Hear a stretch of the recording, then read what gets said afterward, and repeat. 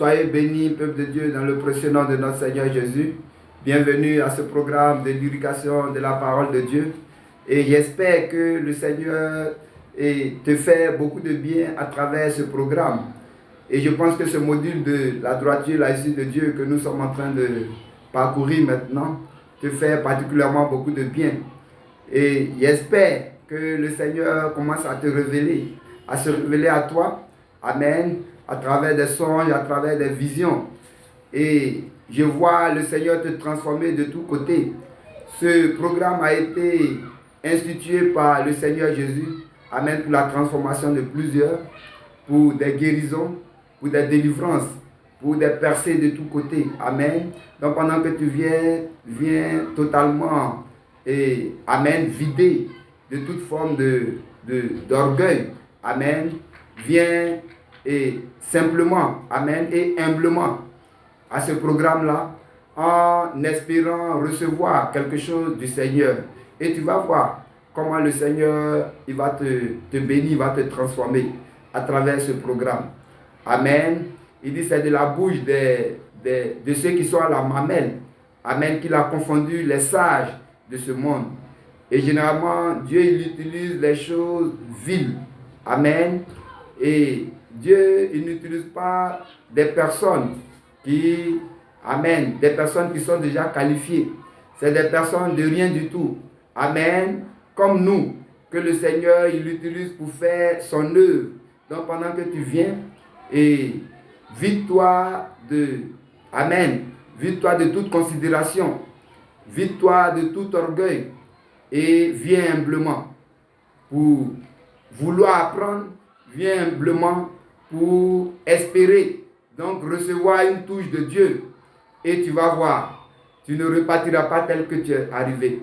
Que le Seigneur te bénisse encore.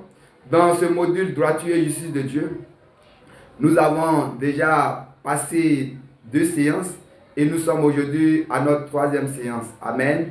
Et à la 2e séance, nous avions terminé la 2e séance, amen, par le grand 5, le mystère du péché. Amen. Grand 5, le mystère du péché. Et petit 4, quelques conséquences du péché. Amen. Petit 4 de ce grand 5-là, quelques conséquences du péché. Et nous avions déjà vu que la première conséquence du péché, c'est la mort physique, la mort du corps. Amen. Qui est une séparation du corps et de l'âme. Amen. Et ce lien qu'il y a entre le corps et l'âme qu'on appelle le cordon d'argent. Amen. C'est ce cordon-là qui est rompu. Et à partir de ce moment, et le corps et l'âme se séparent. Amen. À partir de ce moment, il n'y a plus de vie dans le corps. Amen. Et donc, on dit que l'homme est mort. Amen. Et à partir, comme il n'a plus de vie, l'homme ne peut plus bouger. Et le corps devient une simple chose. À partir de ce moment-là, il est exposé à la décomposition. Amen. Il doit être jeté à la poubelle. Donc, à partir de ce moment, on va pour l'enterrement. Amen. Et la deuxième conséquence du péché, c'est la mort spirituelle. Amen. Et la mort spirituelle, c'est la séparation éternelle. Amen. D'avec Dieu. Amen. Et donc, la mort spirituelle, là, c'est vraiment, et généralement, les hommes ne prêtent pas attention à la mort spirituelle. Amen. Mais la mort spirituelle, la mort de l'âme, est de loin ce qui est plus important que la mort physique. Amen. Tout le monde redoute cette mort physique-là. C'est normal. Amen. Parce que tout le monde, chacun veut vivre. Amen. Mais il est plus important de redouter la mort spirituelle. Et généralement, les hommes vivent dans la chair et ils ne comprennent rien du spirituel. Donc, ils ne savent même pas ce que c'est que la mort spirituelle. Et c'est ce qui fait que les gens, ils s'en foutent de la mort spirituelle. Amen. Mais c'est ce que tu dois redouter le plus parce que tu es un esprit créé à l'image et à la ressemblance de Dieu. Et tu dois vivre éternellement. Amen. Et la mort spirituelle, dans la mort physique, on voit quand l'homme est physiquement mort, le corps ne sert plus à rien. Donc, il est exposé donc à l'enterrement. Amen. Sinon, il va être décomposé et il va devenir dangereux pour, amen, pour l'humanité. Ou sinon pour, amen, pour le voisinage. Amen. Donc, on va pour l'enterrer. Dans la mort spirituelle, quand l'âme meurt, amen, et l'âme aussi est exposée donc à la décomposition spirituelle. Amen. C'est pourquoi on a besoin de jeter l'âme dans le feu éternel qui est le tombeau spirituel. Amen. Ou la poubelle spirituelle. Amen. Parce que cette âme-là va être décomposée. Donc on la jette. Amen. Mais l'âme est une entité spirituelle. Amen. Qui ne meurt pas.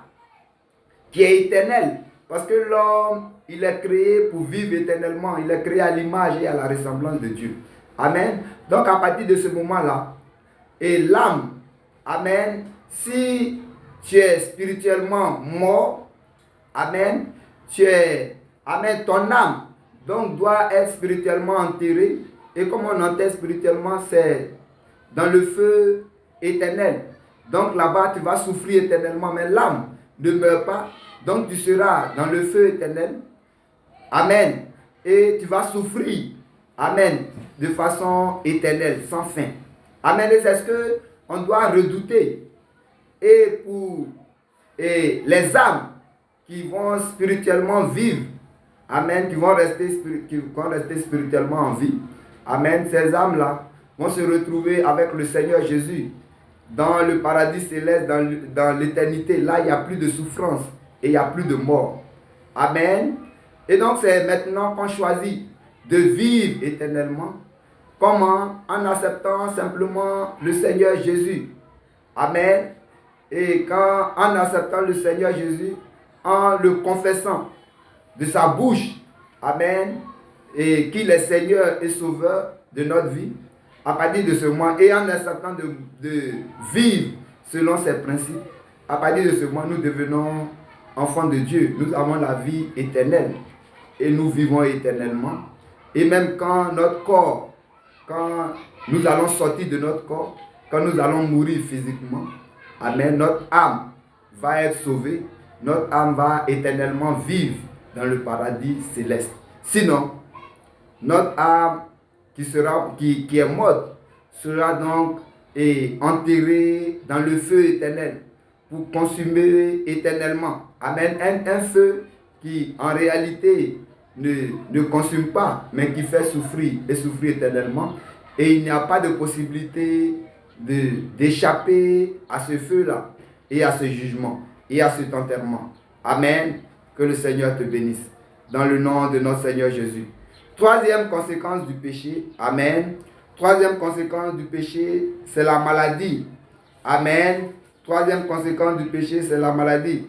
Deutéronome chapitre 28, verset 58 à 61.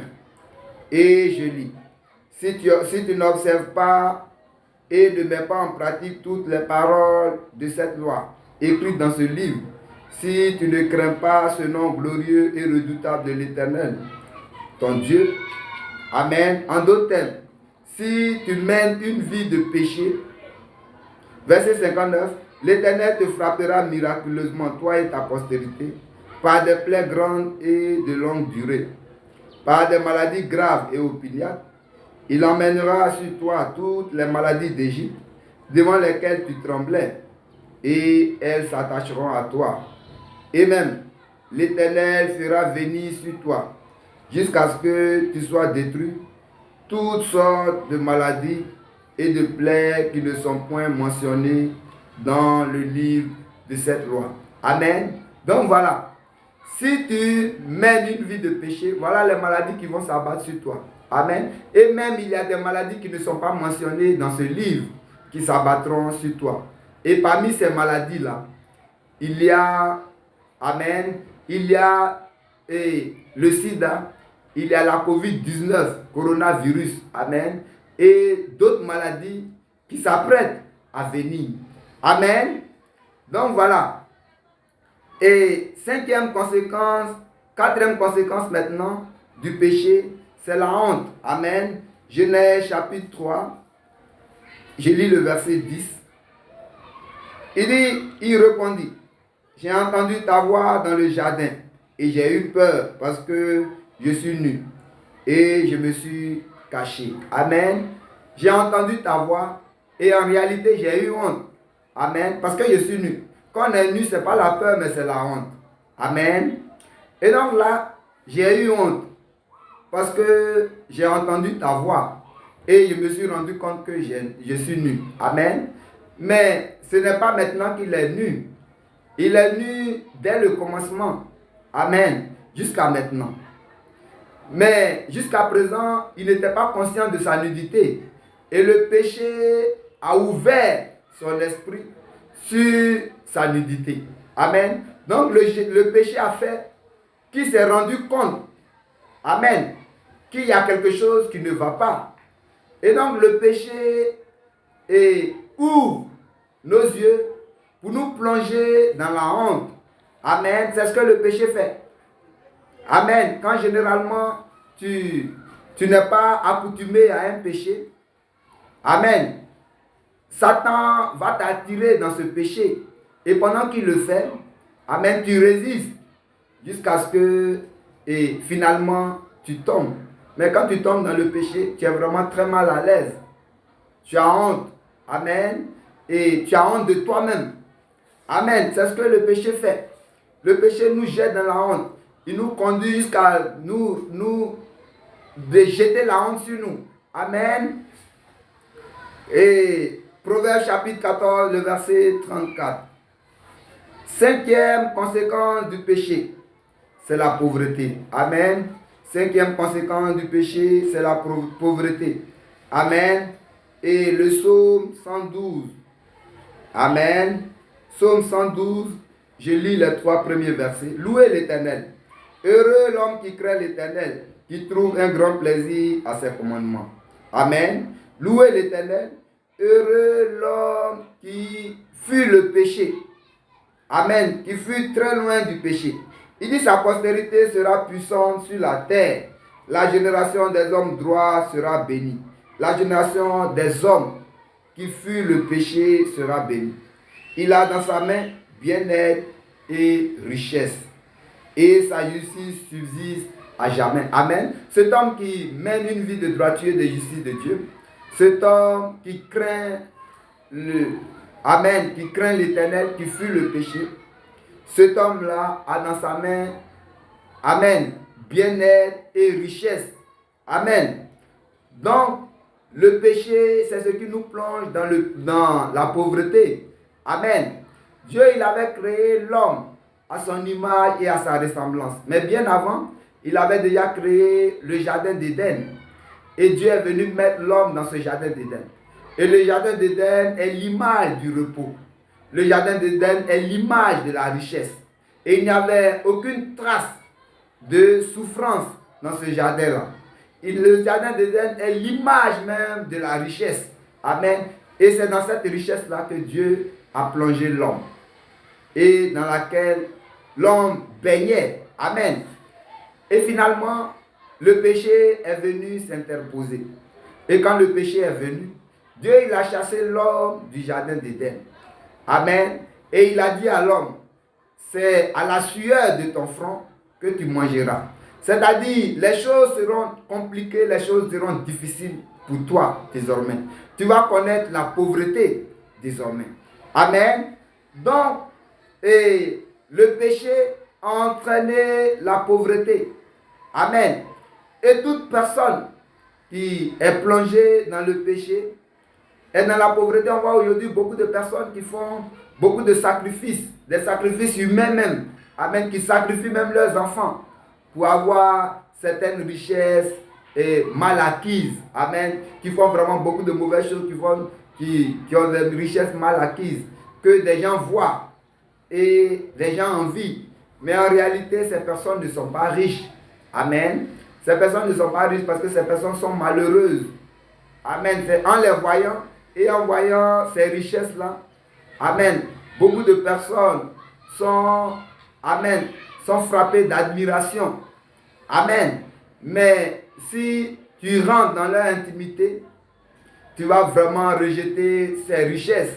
Amen. Parce que ces personnes souffrent terriblement. Amen. Souffrent avec ces esprits par lesquels ils ont acquis ces mauvaises richesses. Amen. Ces personnes ne donnent pratiquement pas. Amen. Donc voilà. Et c'est pourquoi la Bible dit, Amen. Il dit c'est la bénédiction de l'Éternel qui enrichit et il ne la fait suivre d'aucun chagrin. Le diable est venu pour voler, égorger, détruire. Le diable n'est pas venu pour donner la richesse aux hommes. Et toute personne qui passe par une autre voie que celle de Dieu, pour avoir des richesses, c'est la souffrance, c'est la pauvreté. Et c'est pourquoi vous allez voir ces personnes-là et n'arrivent pas à retransmettre ces richesses de génération en génération. Amen. Ces richesses-là disparaissent de façon mystérieuse. Amen. Donc voilà, le péché entraîne la pauvreté. Amen. Une autre conséquence du péché, c'est le manque de paix. C'est les troubles. Amen. Nous allons voir Juge. Amen. Juge, nous allons lire d'abord le chapitre 4 et nous lisons les 2 premiers versets. Juge 4, les 2 premiers versets. Les enfants d'Israël firent encore ce qui déplaît à l'Éternel, après que Ehud fut mort. Ou en d'autres termes, après la mort d'Ehud. Amen. Les enfants d'Israël, le peuple de Dieu, sont encore tombés dans le péché.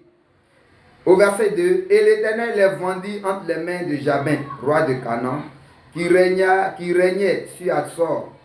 Le chef de son armée était Sisera et habitait à Rochet Goïm. Amen. Donc voilà, les enfants de Dieu ont encore fait ce qui est mal aux yeux de l'Éternel, sont encore tombés dans le péché. Et Dieu a envoyé donc la guerre. Amen. Et ils n'ont plus jamais eu de paix. Ils sont tombés dans le trouble. Amen. Josué chapitre 6, nous lisons le premier verset. Les enfants d'Israël firent ce qui déplaît à l'Éternel, et l'Éternel les livra entre les mains de Madian pendant 7 ans. Les enfants d'Israël, amen, sont encore tombés dans le péché. Et là, l'Éternel les a livrés entre les mains de Madian. Amen, pendant 7 ans. Donc pendant 7 ans, ils sont tombés dans les troubles. Ils n'ont pas eu de paix. Amen. Et nous allons prendre une dernière référence. Le chapitre 13. Amen. Juge chapitre 13. Et nous lisons aussi le premier verset. Les enfants d'Israël firent encore ce qui déplaît à l'Éternel. Et l'Éternel les livra entre les mains des Philistins pendant 40 ans. Amen. Donc à chaque fois que les enfants d'Israël tombaient dans le péché, Dieu lui-même, il envoyait le trouble sur eux. Amen. Et ils ne connaissaient pas la paix. Donc le péché entraîne le manque de paix. Le péché entraîne les troubles. Amen. 7e conséquence du péché. Amen. 1 Corinthiens chapitre 15 et le verset 56. 1 Corinthiens chapitre 15, le verset 56. L'aiguillon de la mort, c'est le péché. Et la puissance du péché, c'est la loi. Amen. L'aiguillon de la mort, c'est le péché. Amen. La mort ici est perçue comme la destruction. C'est-à-dire c'est la mort de tout ce qui te concerne. La mort, même en cascade de tes enfants. La mort de tout ce que tes mains touchent. Amen. Ton commerce, tes affaires, tes projets, tout meurt autour de toi. Amen. Tout ce qui te concerne. Amen. Et là, on appelle cela la destruction. Amen. Et donc, une conséquence du péché, c'est la destruction. Tout est détruit autour de toi. Amen. Tu n'arrives pas à joindre les deux bouts. Amen. Et cela doit prendre fin. Et cela prend fin maintenant dans le nom de Jésus.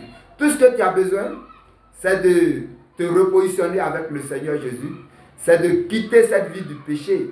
Amen. Et le Seigneur te conduira encore et encore dans le repos. Et tout ce qui a été détruit va être rebâti dans le nom de Jésus. Que le Seigneur te bénisse. Nous voyons là maintenant, en petit 5, comment arrêter de pécher. Amen. Parce qu'on ne pourra pas terminer ce paragraphe, le mystère du péché, en disant tout ce que le péché fait dans la race humaine. Amen. En ne voyant pas. Donc, comment arrêter cette vie de péché? Comment arrêter le péché? Amen. Donc, petit 5, comment arrêter le péché? Amen. Et pour répondre à cette question-là, nous allons prendre 1 Jean chapitre 3 et le verset 9. Quiconque est né de Dieu ne pratique pas le péché, parce que la sémence de Dieu demeure en lui. Et il ne peut pécher, parce qu'il est né de Dieu. Amen. Quiconque est né de Dieu, il ne pratique pas le péché, parce que la sémence de Dieu est en lui. Amen. Donc pour arrêter de pécher, il faut être né de Dieu. Amen. Il faut être né de Dieu ou il faut être né de nouveau. Amen. Comment on est de Dieu, Amen. Comment on est de Dieu, comment on est de nouveau. Jean chapitre 3, à partir du verset 1, Amen, jusqu'au verset 3. On voit là Nicodème, le docteur de la loi Nicodème, qui vient voir le Seigneur Jésus pour dire, Maître, et nous savons que tu es un docteur qui est venu du ciel. Amen. Qui est venu de Dieu. Et donc, parce que si quelqu'un n'est pas venu de Dieu, ce que tu fais là, il ne peut pas le faire. Donc, comment nous qui sommes les docteurs de la loi, selon les hommes, amen, selon la chair, comment on peut faire pour hériter du royaume de Dieu? Et le Seigneur Jésus lui dit, ce qui est né de chair est chair, et ce qui est né de l'esprit est esprit. Amen. Donc tu dois naître de nouveau. Et Nicodème lui demande, mais moi qui suis déjà vieux, je dois encore entrer dans le sein de ma mère pour renaître. Il n'est pas question de cela. Amen. Tu dois simplement accepter le Seigneur Jésus. Tu dois à partir de maintenant. Amen. Et reconnaître que Jésus, il est celui que Dieu il a envoyé sur la terre. Amen. Jean chapitre 14, le verset 6. Il dit, je suis le chemin, la vérité et la vie.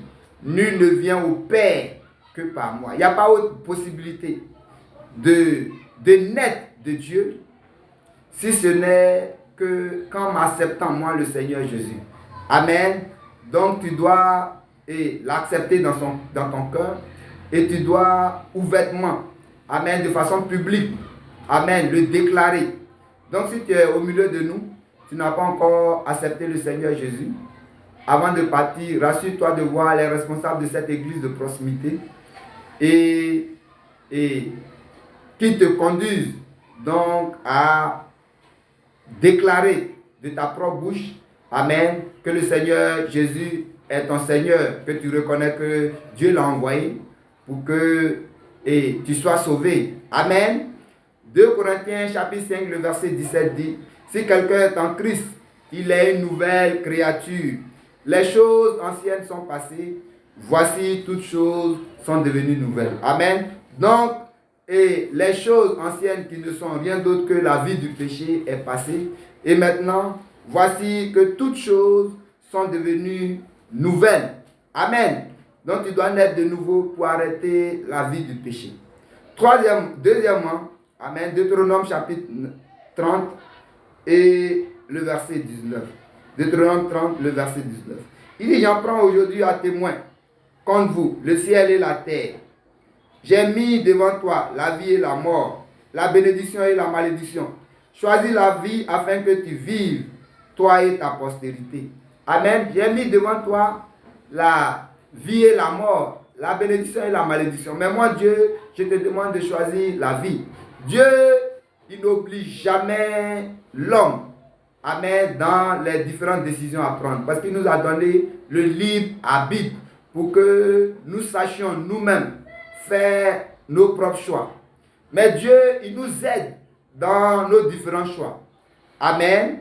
Et donc, là, tu dois Tu dois, amen, prendre la ferme décision sur toi-même, amen, d'arrêter de pécher. Dieu il te demande de choisir la vie ou de choisir de marcher dans la droiture, la issue de Dieu. De choisir de fuir le péché. Dans tous les cas, le choix te revient. Amen. Donc, tu as donné ta vie à Jésus. Tu as accepté le Seigneur Jésus-Christ, tu es né de nouveau. Tu dois maintenant prendre une décision ferme d'arrêter de pécher. D'arrêter ce péché qui te fatigue là. Amen. Tant que tu ne prends pas cette grande décision, malgré que tu aies accepté le Seigneur Jésus, malgré que tu sois né de nouveau, tu vas voir que cette vie de péché là va toujours te conduire dans la mauvaise orientation. Amen. Et comment arrêter de pécher? Troisièmement, amen, tu dois rechercher en toutes choses la volonté parfaite de Dieu. C'est-à-dire, tu dois mener une vie de sanctification. En toutes choses, tu ne dois pas te lever pour faire ce que tu veux, mais tu dois te rassurer que ce que tu veux faire, amen, cette décision que tu es sur le point de prendre, amen, c'est la volonté de Dieu. Matthieu chapitre 26, le verset 42. Amen. Tu ne dois plus rien faire de toi-même, mais pour toute chose, tu dois toujours consulter le Seigneur pour pouvoir rechercher sa volonté parfaite. En le faisant, c'est sûr que tu vas toujours éviter les pièges du péché. Amen. Comment arrêter le péché? Quatrièmement, amen. Quatrièmement, Psaume chapitre 119. Amen. Psaume chapitre 119. Et nous lisons là le verset 11. Psaume chapitre 119 et le verset 11. Et dans ce verset-là, il dit, je sais ta parole dans mon cœur, afin de ne pas pécher contre toi. Je sais ta parole dans mon cœur, afin de ne pas pécher contre toi. Donc pour ne pas pécher, il faut serrer la parole de Dieu dans son cœur. Amen. Et comment serrer la parole de Dieu dans son cœur? C'est écouter et écouter et écouter encore la parole de Dieu jusqu'à ce que la parole de Dieu t'intoxique, la parole de Dieu remplisse ton cœur. Amen. Il faut garder la parole de Dieu dans ton cœur. Il ne faut pas garder les images des films mondains dans ton cœur. Il ne faut pas garder le souvenir des mauvaises causeries, des mauvaises compagnies dans ton cœur. Amen. Mais tu dois remplir ton cœur par la parole de Dieu. Et garder cette parole-là jalousement dans ton cœur. C'est comme cela qu'on sert la parole de Dieu dans son cœur. Amen. Comment arrêter de pécher? Amen. Quand ce péché-là, il semble très fort. Amen. Quand ce péché-là semble très fort et plus fort que toi. Amen. Tu dois invoquer le sang de Jésus. Amen. Et en invoquant le sang de Jésus, les anges de l'Éternel, amen, vont venir donc pour te délivrer de ce péché. Romains chapitre 8, Romains chapitre 5, le verset 8 au verset 10. Mais Dieu prouve son amour envers nous, en ce que lorsque nous étions encore des pécheurs, Christ est mort pour nous. À plus forte raison. Donc, maintenant que nous sommes justifiés par son sang, serons-nous sauvés par lui de la colère.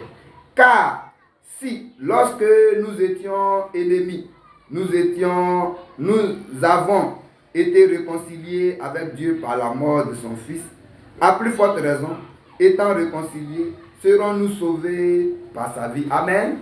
Donc là, et ce qu'on doit retenir dans ce verset, c'est que nous étions encore ennemis de Dieu. Nous n'avions pas encore accepté Christ. Mais Christ était déjà mort pour nous et son sang nous avait sauvés. Amen. Et c'est à travers ce sang-là que nous avons reçu le salut et nous avons été lavés par ce sang du péché. La plus forte raison, maintenant que nous sommes de la famille de Dieu. Amen. Si le péché vient à nous, comment et la puissance du sang de Jésus ne pourra pas nous délivrer, nous libérer du pouvoir de ce péché-là. Amen. Donc tu plaides le sang de Jésus. Amen. Tu invoques le sang de Jésus. Amen. Pendant que ces pensées et de péché-là envahissent ton esprit. Amen. Ton cœur. Tu invoques le sang de Jésus.